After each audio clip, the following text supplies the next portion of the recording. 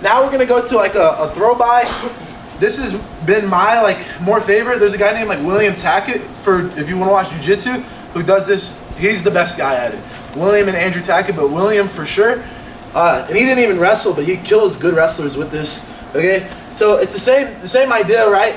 As I'm pulling, guys, also be a good partner. Let him pull you for a couple seconds, and when you feel him, when you let him pull you for a couple seconds, then you start to pull back, okay? I saw a couple of you guys just go all right, he pulled me, and then you just waited, okay? It should be a flow. As I pull him, I feel him come up, then he goes, then I go. Does it make sense?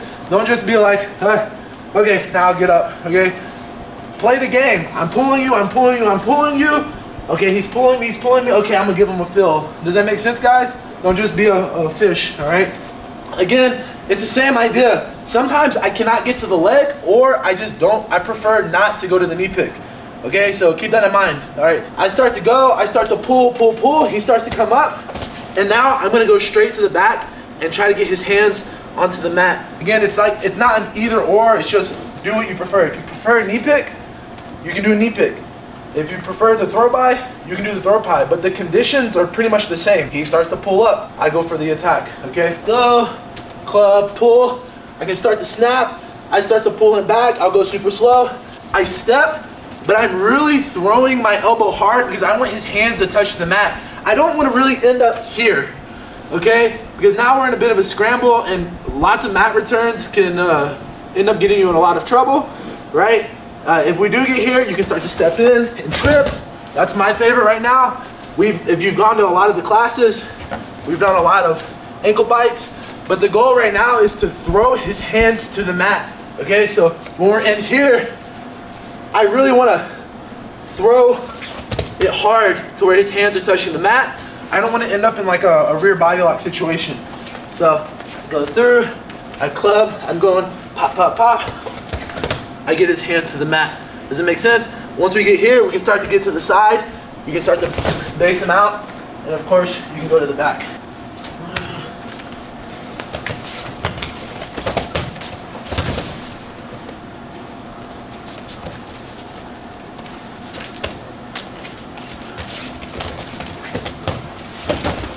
I can go very slowly with how I'm doing it, but some people do it differently. I'm pulling, he starts to come up.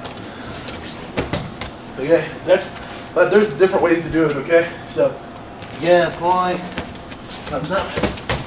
There we go. All right, and when you guys get here, you guys can just spiral. You can lock your hands, walk to the hip, and get him through his hip. Before we get back to the video, guys, if you're enjoying this video and you want to support me and you want to learn more, you can click the link above. It's going to pop up, or go to brandonreed3x.com/store to find any of my Takedown for BJJ instructionals. You can also go to brandonreed3x.com/email to join my daily email list, where I give tips and tricks about wrestling, jiu-jitsu, and kind of just do a daily journal so I can share with you guys what's going through my mind. Anyways, guys, let's get back to the video. All right, so sometimes, no matter how hard you try, right, his hands don't go to the mat. Sometimes, no matter how hard you try, it's very situational, right? Sometimes it's perfect. I start to pull down, I go, his hands touch the mat. Perfect world. Non-perfect world, and what's often gonna happen is I go to throw by, he stays up here, okay? And now we need some options, all right? Right now, we're gonna go pretty basic option, and let's just start with our partner keeping their chest up, just for the beginners. I like to lock S-grip. Lots of guys like to do gable. It's really up to you.